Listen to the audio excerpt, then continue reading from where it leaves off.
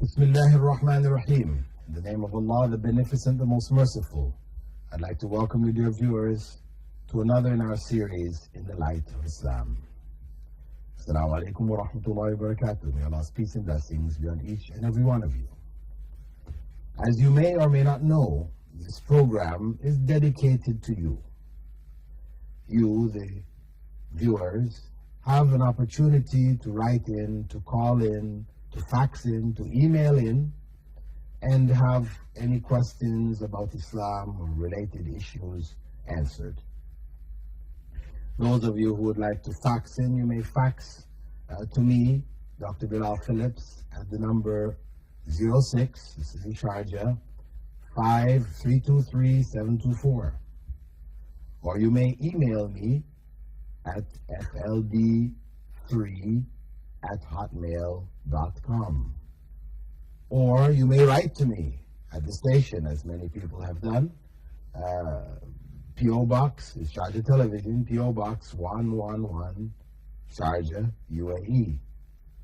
Or you may call in to our Islamic Information Center, Discover Islam, there in Dubai, 04-396-2190, or to my office in Sharjah at Dar al-Fatah Press, 06-5339-864. There are many ways, many ways for you to get your questions answered. If they are private questions, they may be answered privately. Otherwise, whatever questions are sent in, we try to share them with our viewers, unless specifically asked otherwise. In this program, we have a letter coming in from Dubai, from Yusuf. He writes in saying, Dear Dr. Bilal Phillips, Assalamu alaikum, alhamdulillah, your program is a great help to every human mind to know more about the beauty of Islam, the universal religion of Allah. I really appreciate the ruler of Sharjah, Sheikh Al-Qasimi, for establishing Islamic law, especially with regards to alcohol. I would like you to answer for me a question which my Christian fellows, or many Christian fellows, ask me. If Islam is a perfect religion and has a perfect law, why are some Muslims in discos and drinking alcoholic drinks?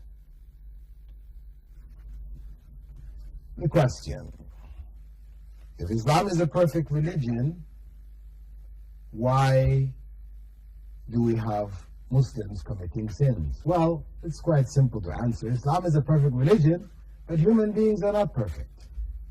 So the fact that Islam provides a perfect system, guidance, everything is all there, human beings have a choice. They have free will to choose to follow the laws or not. They claim to be Muslims, but they have the choice whether they actually live according to Islam or not, whether they just end up being Muslims in name. And I'm sure you can point out to your Christian friends that there are many Christians who claim to be Christians and don't follow the principles of Christianity at all. So, as they observe that, this is not something only for religions which are not perfect, etc. This is going to be for in all cases, in all circumstances. Human beings have the right, have the ability to choose whether to follow what they know to be correct or not. So, regardless of the perfection of Islam, and we readily admit that even during the time of the Prophet, may God's peace and blessings be upon him, some of those who were around him, who saw him, knew he was a prophet, saw the miracles which he performed, heard the Quran as it was revealed and all of that. Still, some of them stole and had their heads cut off. Some of them fornicated and were lashed. Some of them committed adultery and were stoned to death. Some of them drank alcohol, were intoxicated. It exists even in the time of the Prophet. So for us, it's not a problem. If it existed from the time of the Prophet, may God's peace and blessing be upon him, it would be foolish for us to think that a time would come in this world where there would be no sinners. No, this is paradise. Paradise, those who make it to paradise, they will not be involved in sin. There is no place for sin in paradise.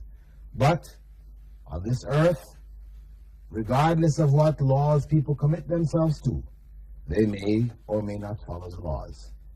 We don't judge the law based on whether people follow it or not.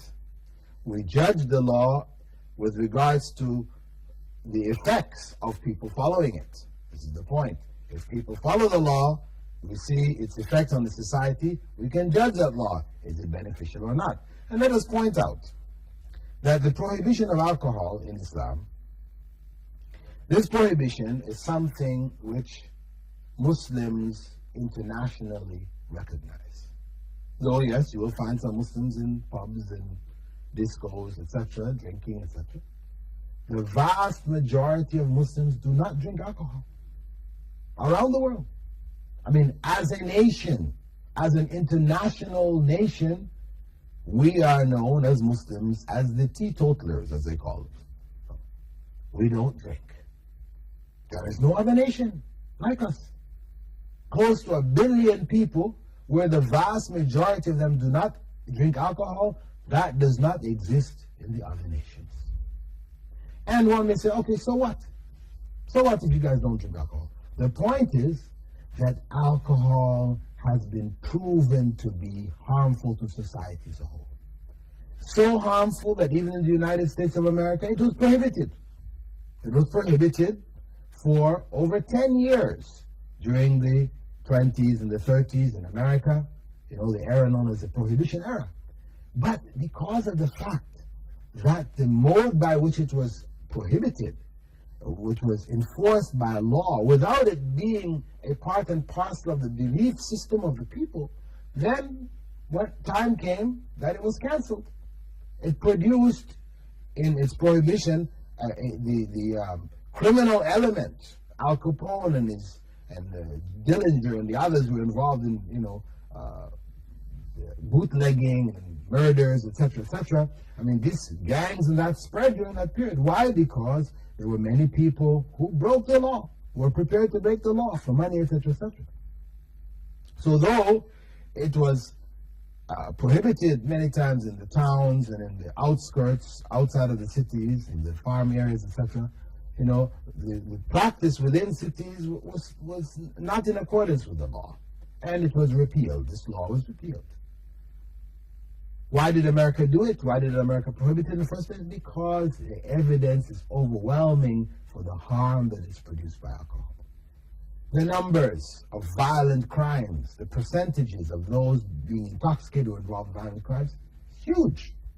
You're talking about nearly 70% of the people involved in violent crimes, varying, of course, with different grades, whether it's rapes or whether it is murder, whether it is, you know, robbery, and, you know, it varies, the numbers vary, but a huge percentage of people involved in violent crimes do so under the influence of alcohol. So, and the damage to society in terms of intoxicated people smashing up buildings, smashing up cars, smashing up, you know, so many different things. The property damage estimated in America was well over $1 billion. So the harm of alcohol, nobody can deny. The point is that the rest of society has been unable to prohibit it. Only Islam. Even in countries where the alcohol is permitted, maybe in some of these countries you find they even have factories producing alcohol. Yet, the majority of Muslims don't drink alcohol. It's the reality. And this is the greatness of that religion. The people, when they commit themselves to God, knowing that this is prohibited because God prohibited it, and knowing that God prohibits only what is harmful, they leave it, in spite of its availability. The second question which we have, which has come in from Sharjah, we have Noor Hussein has written in,